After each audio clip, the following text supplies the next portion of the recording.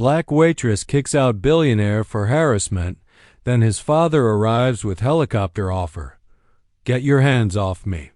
The words sliced through the laughter like broken glass on marble. Camille didn't care that he wore a watch worth more than her yearly wages. He had crossed a line. He smirked. Do you know who I am? She didn't blink. Do you know who I am? Moments later, security was dragging him out of the rooftop restaurant, stunned guests whispering behind wine glasses. Then a rumble from the sky. A helicopter descended, and from it stepped a man whose following words would rewrite Camille's entire future. Camille James had worked at the Marquis, an upscale rooftop restaurant in Manhattan, for nearly 2 years. She was known for her radiant smile, flawless work ethic, and the way she made every customer feel seen, no matter their status. Most nights passed in quiet dignity, with clinking glasses and city lights as her background music. Camille had dreams beyond the service industry.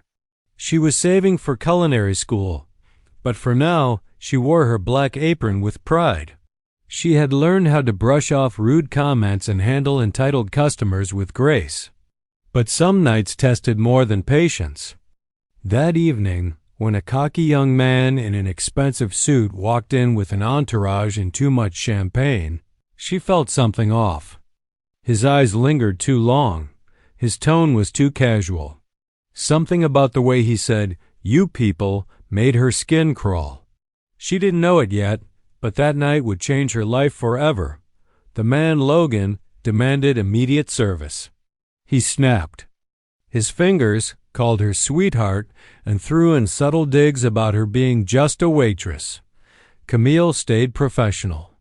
But when he reached for her waist as she set down his drink, she froze. The table erupted in laughter, thinking it was a joke. It wasn't. Camille stood tall. "Don't touch me," she said, loud enough to quiet the laughter. He smirked. "Do you even know who I am?" he asked, flashing a platinum card.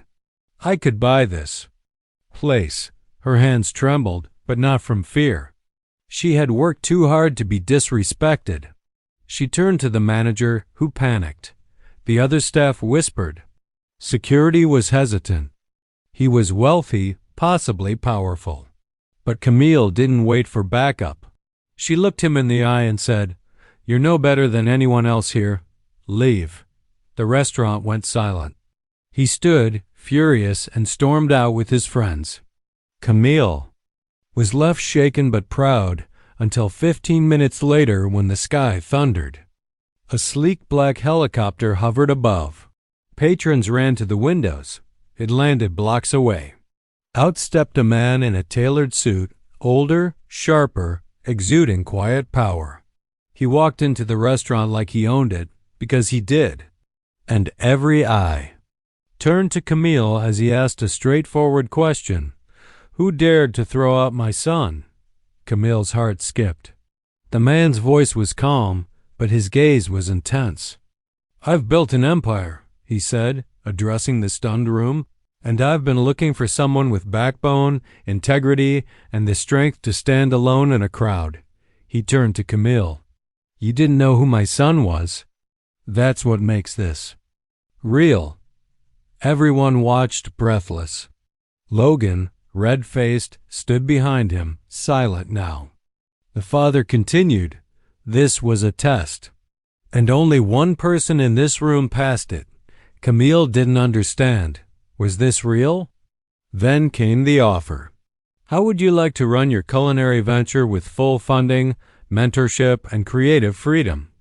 In a moment, the insult turned into an opportunity. Dear audience, if you're enjoying the story, don't forget to give it a like.